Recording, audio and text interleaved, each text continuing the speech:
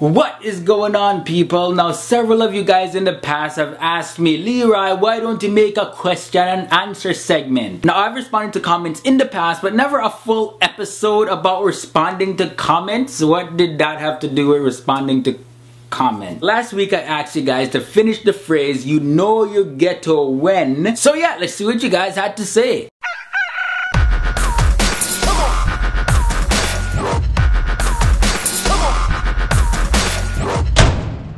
You know you're ghetto when you start the sentence with you is instead of you are. Oh, really? Well, you know that you is ghetto when you start the sentence with no capital letter. You capitalize a non-proper noun in the middle of the sentence. Don't you mean K-N-O-W? And you forget the E at the end of you apostrophe R-E. I'm just saying, people. I'm just saying. You know you're ghetto if you watch Fresh Till Death. Really? And it got 14 thumbs up? Yo, but seriously, brethren, you playing me like that? You gonna play me like that? Watch me and you. You know you're ghetto when you're a girl and Isha is part of your name. Example, food stamp Isha. I actually know a food stamp Isha and she has a sister, Welfare Nikwa. You know you're ghetto when your name is Leroy Staton Kingston. What in Blue Crosses is that? Yo, if my name was a potato, it would be mashed potato right now because that's how much this guy mash up my name. You know you're ghetto if you actually took Leroy seriously and can't tell that he's joking about the things that make you ghetto, LOL.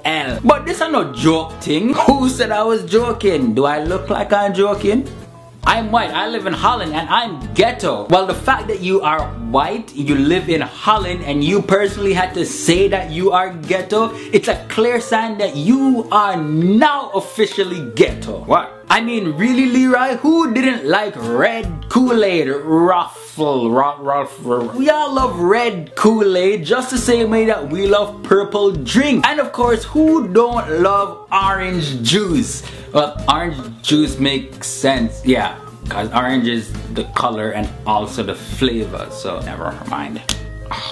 You know you're ghetto when you are a human being. Michaela is not impressed. LOL, I'm African American, but I'm white-ish. Egypt represent bullet. No, I didn't mean bullet like shooting some. A lot of times when people think of Africa, they just think of starving children, dirty water, and those infomercials that make you feel guilty when you don't finish your dinner. For $1 a day, you can help out a starving child. So yeah, if an Egyptian moved to America, he's an African American by definition. Yo, you guys just learned a fact right there. I'm not ghetto, but I've been whipped with all of those items. So you mean to tell me that you've been whipped with all the items that make a person ghetto, but you yourself not ghetto? We really believe you. I love how you use emotions. It's cute. Less than, dot, greater than. Oh, really? You know, I would say thank you, but what are emotions? My parents were white from South Africa. I'm African American. I live in the United States. Does that make me ghetto? Yeah. You definitely know you're ghetto when you're born in a concentration camp.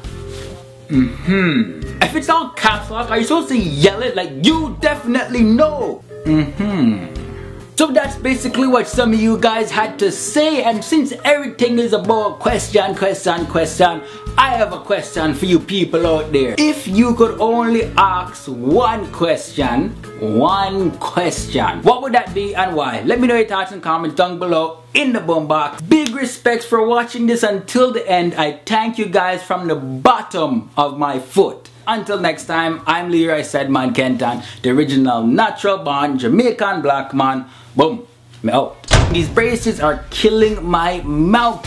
Just try and solve this week's riddle for a chance to win a Fresh Till Death t-shirt. If you've been beaten by any or all of the following items: wire hanger, belt buckle, grandma slippers, your mom's going out shoes, TV remote, Dutch pot, hairbrush, broomstick, butter dish, any type of card, and the very first Game Boy that looked like a brick. Ghetto.